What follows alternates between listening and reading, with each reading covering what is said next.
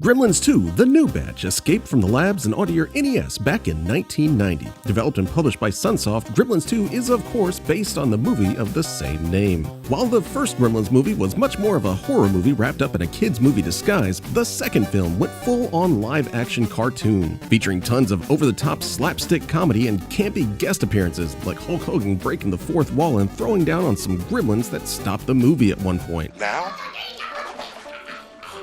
Okay, you guys, listen up. People pay good money to see this movie. When they go out to a theater, they want cold sodas, hot popcorn, and no monsters in the projection booth.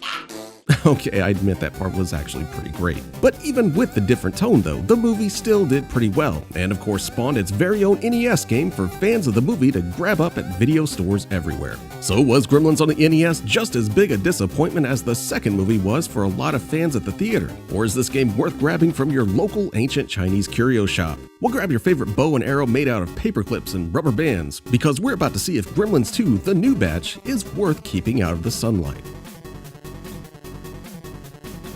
Start up the game and you get a nice little cinematic showing Gizmo being set free by his previous owner Billy inside the office building where he works at. Continuing to be the irresponsible owner he's always been though, it's not too long before Gizmo gets loose and gets some water on him, causing his evil brethren to be born, thus beginning Gizmo's objective of making it through the building and destroying all of the gremlins he's created on the way. This is of course a much more condensed version of the actual movie plot, but at least they tried to follow it somewhat, which is more than you can say for a lot of NES games based on movies. After the cinematics fade to black, it's time to take control of everyone's favorite Mogwai.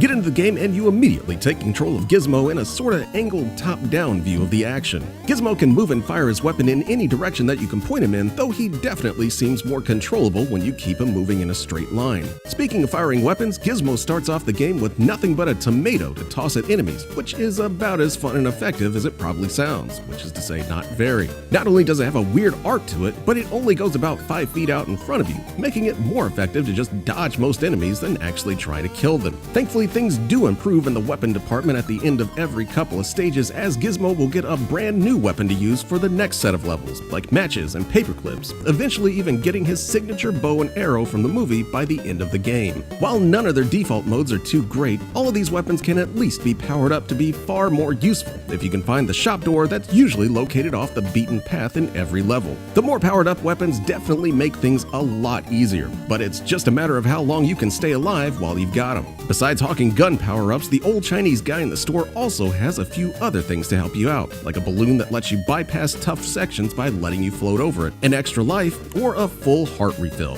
Finding the shop becomes near vital during the course of the game, as it gives you the only item in the game capable of restoring your health, which you'll be needing a lot. Unfortunately, the shop can only be used once, and you can only buy one item at a time, no matter how much cash you have, so choose wisely.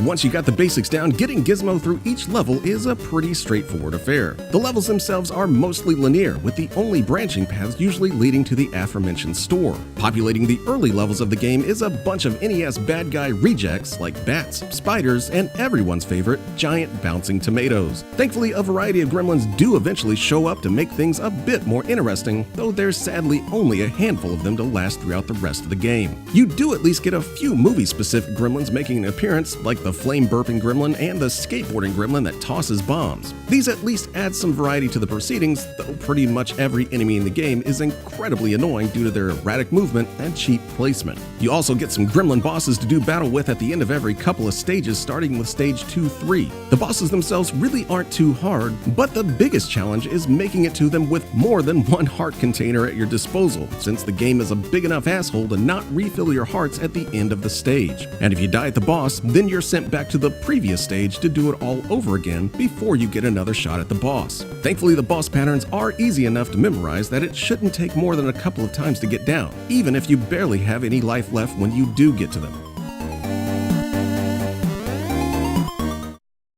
While this makes it sound like Gremlins 2 should be a decently fun licensed game, all of that goes right out the door the minute you start playing it. The first big problem is Gizmo's movement. While he's not hard at all to move around the screen, the overall feel of it is just a bit too twitchy. He just feels like he's moving around too fast, which can and will cause multiple runs off of ledges and into obstacles. In fact, the whole game seems like it's running a bit too fast, and would be easier to deal with if it was dialed back by maybe 5 or 10%. It also doesn't help that Gizmo has a tendency to get stuck on walls and corners a lot, which just adds more to the frustration levels. But by far the biggest sin that the game commits is its insane platforming sections. While the first few stages throw some small jumps and platforming at you, nothing can compare to the insanity after that. Some of these sections are almost impossible, with multiple hazards and jumps that poor Gizmo just isn't capable of making unless you have the controls 100% mastered. And even if you do, the random placement of some of the enemies that can knock you off into the abyss below will have you screaming in disbelief. Combine this with Gizmo's already twitchy movement on top of that awkward overhead view, and this turns into a sheer test of willpower after a while.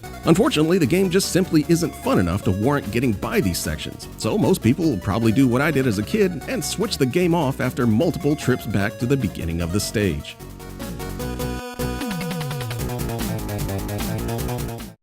When I was a kid, I was a huge fan of the first Gremlins movie. I was totally one of those kids that was completely in love with Gizmo and just about any Gremlins toy I could get my hands on. But by the time the second movie rolled around, I'd kind of moved on to other childhood obsessions. It also doesn't help that I just didn't like the more cartoonish approach to the second film, moving away from the dark humor and horror of the first. But I still gave Gremlins 2 on the NES a rental, and I'm pretty sure it all but nailed the coffin shut on this franchise for me. To say I hated it back then would be a massive understatement. And I only gave it a few hours of play before I chucked it back in its case, ready to make the trip back to the video store. And honestly, I totally expected to feel the exact same way when doing this review, but I somehow actually found myself kinda enjoying it. I mean, don't get me wrong, Gremlins 2 on the NES is not a good game at all, but it's not the awful, irredeemable mess that I remember it being as a kid. If you can stick with it, there's definitely some fun to be had here. Just get ready to have a lot of frustration finding it. So overall, if you're a fan of the Gremlins movies, then this is probably worth checking out.